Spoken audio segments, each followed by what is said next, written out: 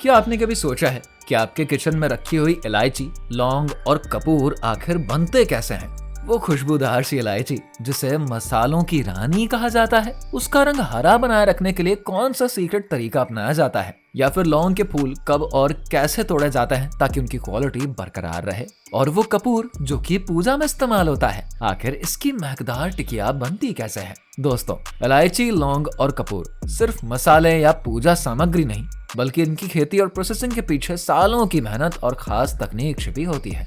दक्षिण भारत के जंगलों से लेकर हार्वेस्टिंग, पॉलिशिंग और पैकेजिंग तक का ये सफर बहुत ही दिलचस्प है। तो चलिए आज आपको दिखाते हैं इनकी पूरी मेकिंग प्रोसेस कैसे खेतों से गुजरकर ये आपकी रसोई तक पहुंचते हैं। तो वीडियो को अंत तक देखना मत भूलिए। शुरू करते हैं मसालों की रानी इलायची से।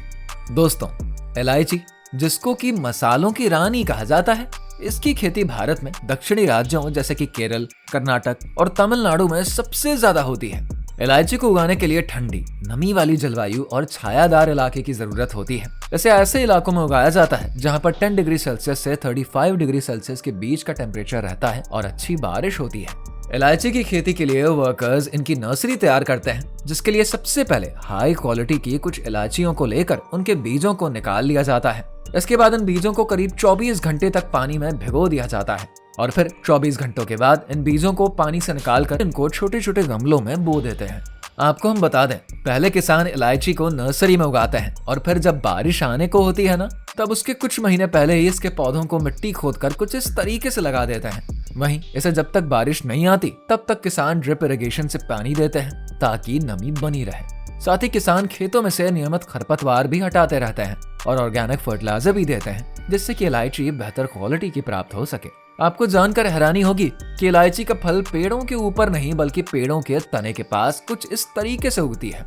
इसके पौधे 2 से 3 साल बाद बड़े होकर फल देने लगते हैं। अब आप देख सकते हैं इलायची की फली तैयार हो चुकी है, इसीलिए अब इसे किसान कुछ इस तरीके से अपने हाथों से तोड़कर टोकरी में भर रहे हैं ताकि इसका रंग और खुशबू बरकरार रहे। अब इन टोकरी की इलायचियों को कट्टों में भरकर वर्कर्स यहाँ पर इस फैक्ट्री सेटअप में ले आते हैं। फैक्ट्री में इलायची की ताजगी को बनाए रखने के लिए इसको विशेष तरीके से सुखाया जाता है, जिसके लिए इन फलों को वर्कर्स सीधा धूप में नहीं रखते, क्योंकि इससे इलायची का हरा रंग फीका पड़ सकता है। इसके लिए वर्कर्स इन सब इलायची के कट्टों को बारी बारी से ड्रायर मशीन में डाल देते हैं। वहीं इनको 45 से 50 डिग्री सेल्सियस पर सुखाया जाता है।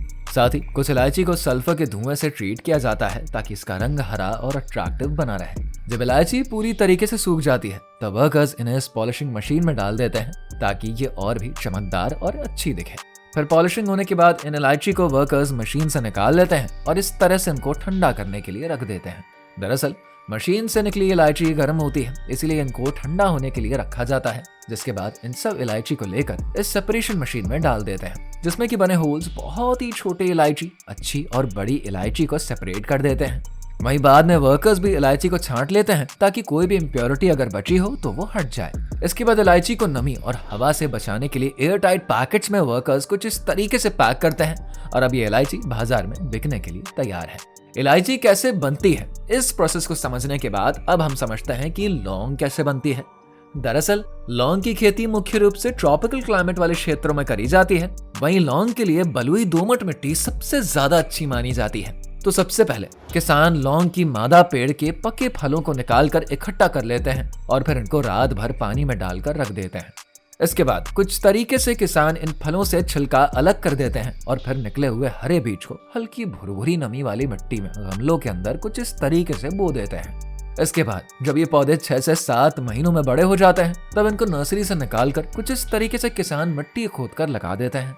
वहीं इसके पौधे लगाने के करीब 6 से 7 साल के बाद एक लंबे अंतराल के बाद कुछ इस तरीके से फूल आना शुरू हो जाते हैं। किसानों को इसी सही समय पर इनकी अच्छी देखभाल करनी पड़ती है ताकि अच्छी क्वालिटी के लौंग प्राप्त हो सके। साथ ही खाद डालना और खरपतवार निकालना भी जरूरी होता है।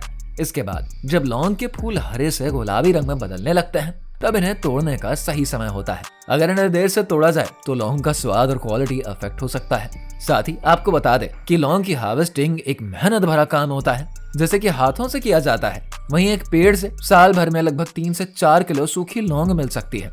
एक बार जब पूरी लौंग टूट जाती है तब किसान इनको टोकरी में भरकर कुछ इस तरीके से ले जाते हैं और इस स्टेज पर लौंग को सुखाना जरूरी होता है।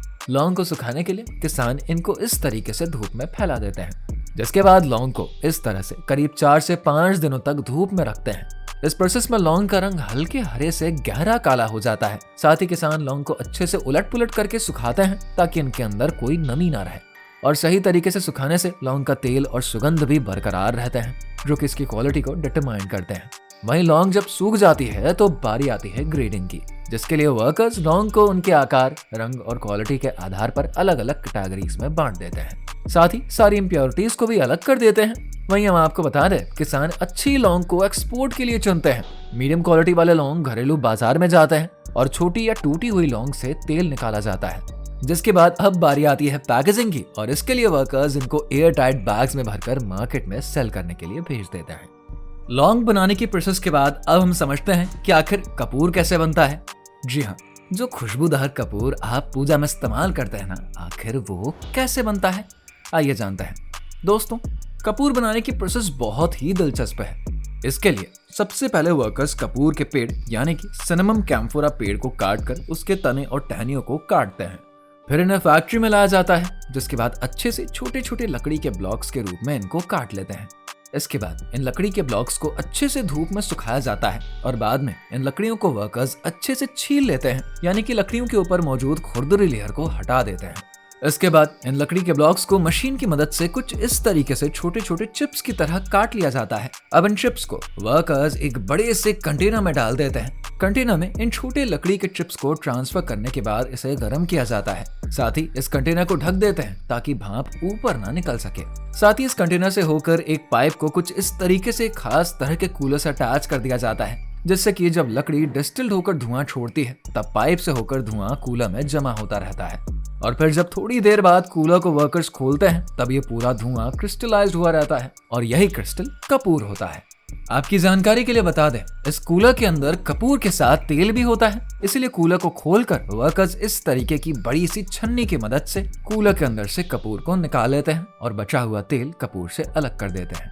इसके बाद कपूर को इस मशीन में स्टोर करके कुछ इस तरीके से तेल को पूरी तरीके से सेपरेट कर दिया जाता है। इसके बाद कपूर को पूरी तरीके से सुखा लिया जाता है। अब इस सूखे कपूर को मशीन में डालकर अच्छे से पीस कर पाउडर बना देते हैं। इसके बाद इस पाउडर को कैम्फर मेकिंग मशीन में डाल दिया जाता है और ये कैम्फर मेकिंग मशीन ऑटोमेटिकली कुछ इस तरीके से छोटी छोटी कपूर की गोलियां बना देती है। साथ ही हम आपको बता दें कि ये मशीन कपूर की छोटी बड़ी सब तरह की गोलियां बना सकती है।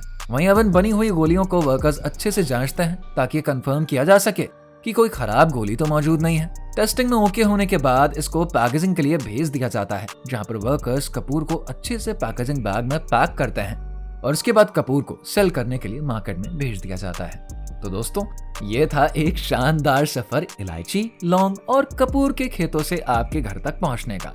अब जब भी आप अपनी चाय में इलायची डालेंगे, किसी मिठाई में लौंग का स्वाद चखेंगे या पूजा में कपूर जलाएंगे, तो आपको इनकी मेहनत भरी यात्रा जरूर याद आएगी। किसानों और वर्कर्स की लगन से ही हमें ये शुद्ध और सुगंधित मसाले मिलते हैं। वैसे आपको सबसे ज्यादा किस मसाले की सुगंध पसंद है, कमेंट करके जरूर बताइए। साथ ही अगर ये वीडियो अच्छी लगी है तो इसको लाइक और शेयर करिए। साथ ही चैनल को सब्सक्राइब करना बिल्कुल ना भूलें। मिलते हैं अगली वीडियो में। Thanks for watching.